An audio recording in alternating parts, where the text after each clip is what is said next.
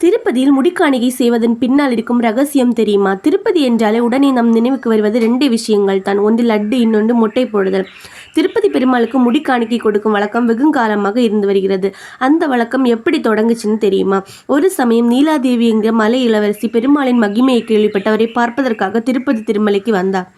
அந்நேரம் பார்த்து பெருமாள் அயர்ந்து தூங்கிக் கொண்டிருந்தார். அப்போது அவருடைய தலைமுடி காற்றில் லேசாக கலைகிறது. முன்பு ஒரு சமயம் பெருமாளுக்காக பால் சுரந்த பசுவின் உரிமையாளர் பசு பெருமாளுக்கு தான் தனது பாலை சுரக்கிறது என தெரியாமல் அதை தாக்க கையில் இருக்கும் ஆயுதத்தை கொண்டு எறிகிறான். அது தவறுதலாக பெருமாளின் தலையில் பட்டு அவருக்கு காயம் ஏற்படுகிறது. இதனால் பெருமாளின் கேசம் சிறிது சிதைந்து விடுகிறது. காலங்கள் கடந்ததும் அந்த வடு மறைந்தது. ஆனால் அங்கே முடி வளரவில்லை. இதை பார்த்ததும் மலை இளவரசி நீலா அவளுடைய தலைமுடியை வேரோடு பிடுங்கி பெருமாளின் தலையிலே வைத்து விடுகிறாள். இதனால் மகிழ்ச்சி அடைந்த பெருமாள் நீலாவிடம் என்ன வர வேண்டும் என்று கேட்கிறார். அதற்கு நீலா தங்களுக்கு முடி காணிக்கை தரும் பக்தர்களின் குறைகளை போக்கி நல்லருள் தர வேண்டும் என கேட்கிறார்.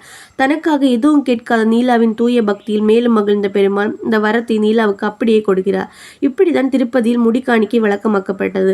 நம் அழகுக்கு முக்கிய பங்கு வகிப்பது கூந்தல் தான். அந்த கூந்தலை பெருமாளுக்கு காணிக்கையாக கொடுக்கும்போது அது பெருமாள் மீது பக்தர்கள் வைத்திருக்கும் பக்தியை காட்டுகிறது.